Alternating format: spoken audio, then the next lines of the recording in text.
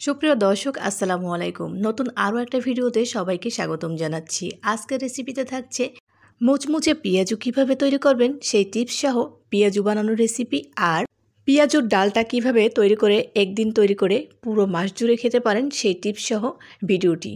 তো আশা করি ভিডিওটি না টেনে সম্পূর্ণ দেখবেন। তো প্রথমেই আমি এখানে ডালগুলোকে নিয়ে নেব। তো এখানে আমি আধা কেজি পরিমাণের মসুরের ডাল নিয়েছি আর আধা কেজি পরিমাণের খেসারির ডাল নিয়েছি। তো ডালগুলোকে মিনিমাম 2 ঘন্টার মতন ভিজিয়ে রেখে দিব। তারপরে আমি ব্লেন্ডার জারে ব্লেন্ড করে নেব।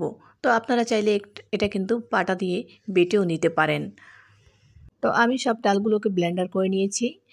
আমি কিন্তু পুরোপুরি একদম মিহি করে নিই, একটু ডালটা কিন্তু একটু আস্তে আস্তে রেখেছি। তো এখানে দিয়ে দেব পেঁয়াজ বাটা, দিয়ে দেব আমি রসুন বাটা। তো আমি পরিমাণ মতো দিয়ে দিচ্ছি। আমি 2 চামচ দিয়ে দিলাম। তো দিয়ে দেব আদা বাটা 2 চামচ পরিমাণের, আর এখানে দিয়ে দেব জিরার গুঁড়া আর ধনিয়ার গুঁড়া। তো দিয়ে আমি মেখে নেব। এখানে আমি আর তেমন কিছু দেব না, এটা আমি এভাবেই সংরক্ষণ করব। প্রতিদিন এই মশলাগুলো দেওয়া কিন্তু খুব ঝামেলার একটা ব্যাপার। তো একদিন আপনারা চাইলে এভাবে মশলাগুলো দিয়ে দিতে পারেন একসাথে। তাতে করে হবে কি আপনাদের সময়টা অনেক বেঁচে যাবে। আর যখন ইচ্ছে তখন এটাকে বের করে পেঁয়াজ কুচি, লবণ আর হলুদ দিয়ে কিন্তু মেখে নিলেই পেঁয়াজুটা বানানো যাবে খুব সহজেই। তো আমি কিন্তু এভাবে সারা মাস জুড়ে সংরক্ষণ করি, আজকে আপনাদের সাথে শেয়ার করছি।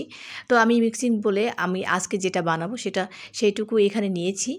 আর এখানে পেঁয়াজ, কাঁচামরিচ আর দিয়ে দিলাম ধনেপাতা কুচি। আর ধনেপাতা কুচিটা আপনারা চাইলে নাও দিতে পারেন। তো আমি এখানে একটু বোম্বা মরিচ দেবো। যারা ঝাল খেতে পছন্দ করেন তারা এভাবে একটু বোম্বা মরিচ দিয়ে দিতে পারেন। এই বোম্বা মরিচটা প্রচুর ঝাল, তো আমি হালকা একটু দিয়ে দিলাম যাতে একটু স্মেলটা খুব সুন্দর আসে। আর এখানে দিয়ে দিলাম হলুদের গুঁড়া আর পরিমাণ মতন লবণ। এখন আমি এটাকে খুব ভালোভাবে মেখে নেব। এভাবে পেঁয়াজু তৈরি করলে কিন্তু খুব মুচমুচে থাকে আর অনেক সময় ধরে মুচমুচে থাকে। পেঁয়াজুর টেস্টটাও কিন্তু 3 গুণ বেড়ে যায়। আমি যখনই পেঁয়াজু বানাই এভাবে বানাই, আর সবাই বাসার অনেক পছন্দ করে এই পেঁয়াজুটা। তো এখন আমি এই পেঁয়াজুটা ভেজে নেব। তো দিয়ে দিলাম প্যানে তেল। তো তেলটা হালকা গরম হয়ে গেলে তারপর আমি কিন্তু এখানে পেঁয়াজুগুলো দিয়ে দিচ্ছি। পেঁয়াজুগুলো এখন ভেজে নিলেই হয়ে যাবে। তো আমি কিন্তু খুব পাতলা করে দিচ্ছি, চ্যাপটা চ্যাপটা করে, যাতে অনেকক্ষণ মুচমুচে থাকে। এভাবে ভেজে নিলে কিন্তু অনেকক্ষণ মুচমুচে থাকে। আর মিডিয়াম আছে এটাকে ভেজে নিতে হবে। সুন্দর একটা কালার চলে আসলে এটাকে নামিয়ে নিতে হবে। তো পছন্দ মতন একটা কালার চলে আসলে আমি এটা উঠিয়ে নেব। তো তেল ছাড়িয়ে উঠিয়ে নিয়েছি। বাকি পেঁয়াজগুলোকেও আমি একই প্রসেসে ভেজে নেব। তো আমার সব পেঁয়াজগুলো ভাজা হয়ে গেছে, আমি এখন উঠিয়ে নিলাম। এই পেঁয়াজুটা কিন্তু কমপক্ষে 3 থেকে 4 ঘন্টার বেশি মুচমুচে থাকবে আর খেতেও অসম্ভব ভালো লাগবে। আশা করি ভিডিওটি ভালো লেগেছে। আর এখন আমি বাকি যে ডালটা ছিল সেই ডালটা কিন্তু একটা বক্সে করে রেখে দেবো ডিপ ফ্রিজে।